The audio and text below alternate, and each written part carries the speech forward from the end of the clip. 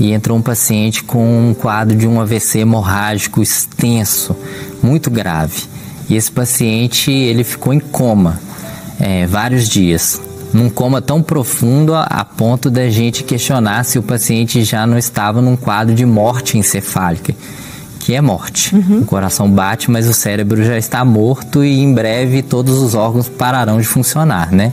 E a gente conversou com a família sobre essa possibilidade de morte encefálica e se a família estava disposta a doar órgãos ou desligar os aparelhos. A esposa do paciente chegou para nós e falou assim: doutores, eu respeito muito os senhores, o conhecimento dos senhores, a ciência, mas eu queria falar para os senhores que eu não vou aceitar essa abertura de protocolo porque ele não vai morrer. Ele vai viver. Eu estava lá numa campanha de oração com o meu pastor e a gente orando, e Deus falou comigo numa profecia de que ele ia sair daqui do hospital andando. E obviamente o meu professor, que não tem nenhuma religião manifesta, né? Ele ficou com muita raiva e saiu pra lá nervoso. Eu continuei conversando com ela, argumentando que o quadro dele era muito grave, que as chances para medicina e para ciência eram nenhuma, né? E que a gente abriria o protocolo e a gente iria conversando com ela. E ela falou assim: os senhores podem fazer o que os senhores quiserem, porque vai acontecer. Que Deus falou que vai acontecer. E aí eu também, cético, saí seria um milagre incontestável se isso acontecesse, né?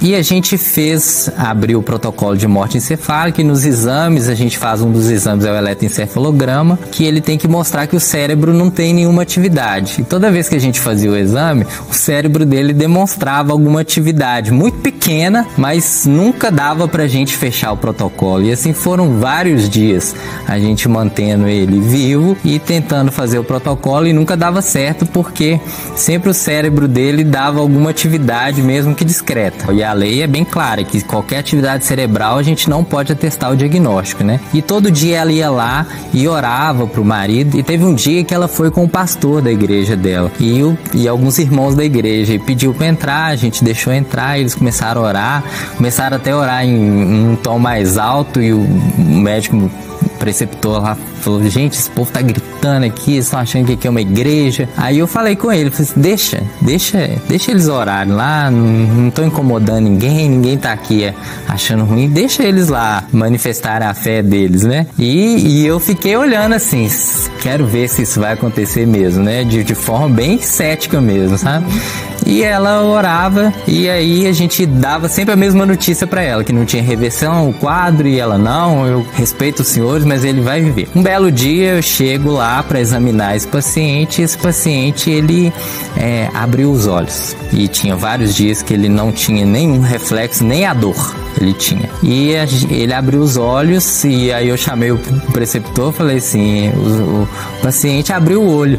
E ele falou assim: você tá maluco, né? Como é que abriu o olho? Ele tem vários dias que ele tá em coma, então ele abriu os olhos. Aí ele foi lá e viu, e realmente ele estava de olhos abertos, e todo mundo ficou muito espantado com isso.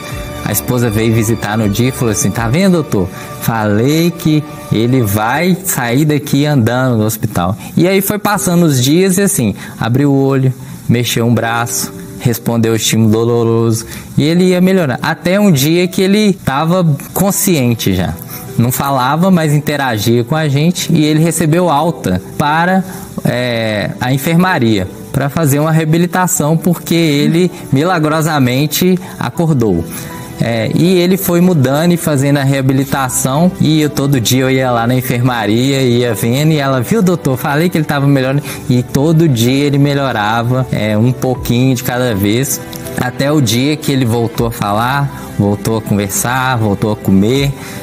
O pessoal da igreja ia visitar ele, e ele teve alta do hospital andando.